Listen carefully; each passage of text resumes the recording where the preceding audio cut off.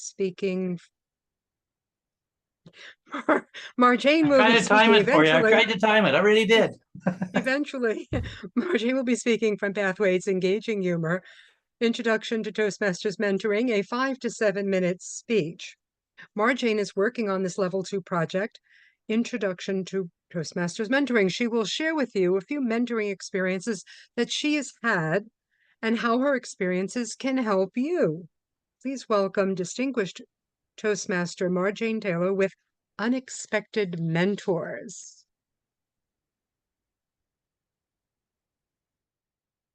Mom, eat my broccoli. When was the last time you had a I don't want to eat my broccoli moment? Maybe it wasn't broccoli. Maybe it was giving a speech. I had one of those recently. What helped? A suggestion from a mentor. Today, I'll share 3 mentoring experiences that might help you too. The first with my Aunt Marie, the second with my Toastmasters friend, Tom Hobbs, and the third with some of you as humor buddies. Some of you have heard about my Aunt Marie. She was a sweet lady who taught me how kindness can ripple out to others. Her lesson? That small gestures are meaningful. She'd send birthday cards, small, inexpensive gifts, and share encouraging words. My Aunt Marie probably didn't think of herself as a mentor. And when I was 10, I didn't think of myself as her protege. But when I look at Toastmasters' definitions of mentorship, coaching, and proteges, it fits. Why? Because in her own way, Aunt Marie was helping me to set longer term goals. She let me chart my own path, always supporting me with non-judgmental feedback. Aunt Marie shared her personal experiences, shaping her mentorship in ways I still carry with me and pass on to my nieces and nephews.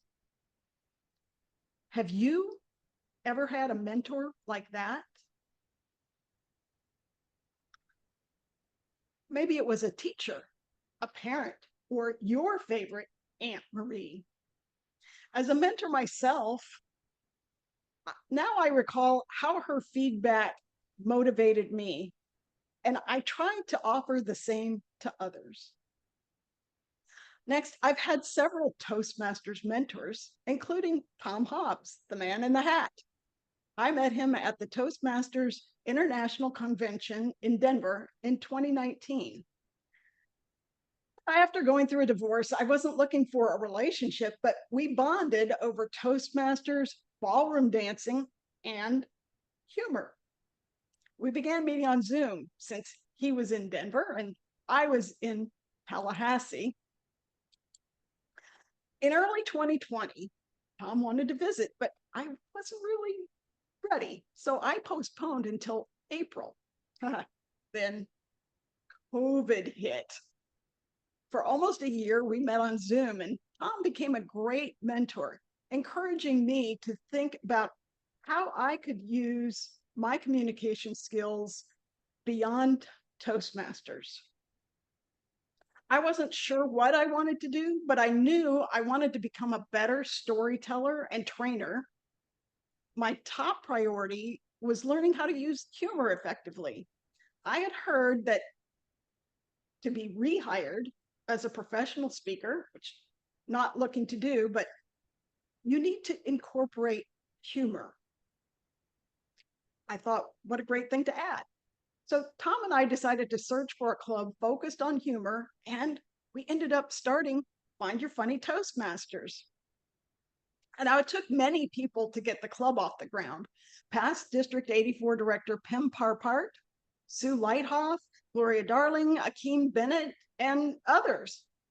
Tom finally visited me in Christmas of 2020 and again in April 2021. Find Your Funny had just chartered in March. Thank you, Sue. Now, Tom surprised me, really surprised me by getting down on one knee at the airport, pulling out a box. Oh, let me see. Do I have that? Let's see. Yes. Pulling out a box and asking, will you be my humor buddy?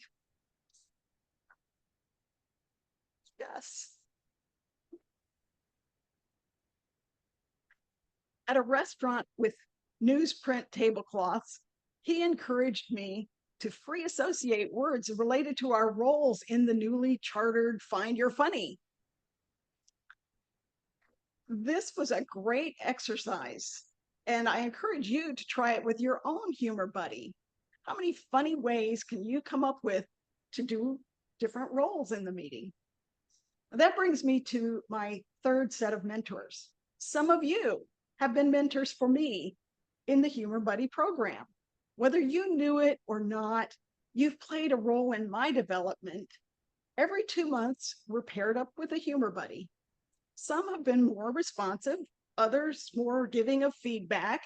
Sometimes I act as the mentor, sometimes the protege. Sometimes these are more specific time-bound coaching type relationships. But I know that if I have clicked with any of my humor buddies, I can always ask for advice or help. These relationships have been invaluable, giving me the support that I need to grow as a speaker. Through these connections, I've seen tremendous growth in others as well. So the next time you don't want to eat your broccoli or give that speech, give your humor buddy a call. They can help you push past hesitation with advice or encouraging words. Mentors come in unexpected forms and provide significant support, and usually with no codswallop involved. The Humor Buddy program at Find Your Funny fosters mentorship and goal achievement through peer connection. From my mentors, I've learned the importance of kindness, the power of humor, and the value of supportive guidance. And you can benefit from these also. Now, March 4th and connect with your humor buddy this week. Back to you. Thank you, Marjane. And I think everybody in the room can say that when you are the humor buddy, we all benefit too. It's just been marvelous. Thank you for explaining that. I'm now going to go to our facilitator, Rosemary, for round 2 of our facilitation. Thank you, Susan. We'll start with Rajiv, Harumi, and Eve. Thanks, Rosemary. Marjane gave a wonderful speech with 3 examples, very thought-provoking, and the examples illustrated the benefits that she was talking about. So I loved all that, and I absolutely loved the conclusion with a call to action. Thank you. Thank you very much, Marjane. Wonderful, wonderful speech. My humble suggestion, maybe you can have some distance and you can use fingers when you told 3 things. And when you told the 3rd one, it was pretty important. So you can have a small pause after 3 is pause. Then you can say, however, it was really wonderful speech. Thank you very much.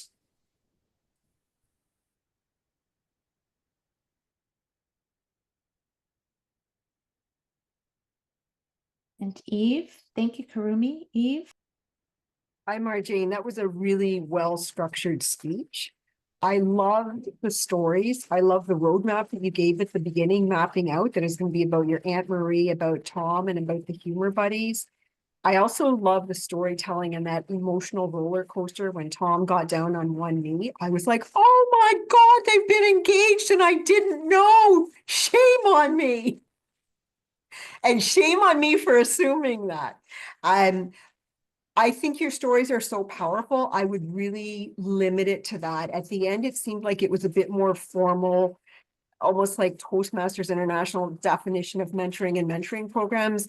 And your own words are so much more powerful. I'd encourage you perhaps just to drop that piece at the end, because I think you illustrate what mentoring is even more powerfully through your stories. Thanks.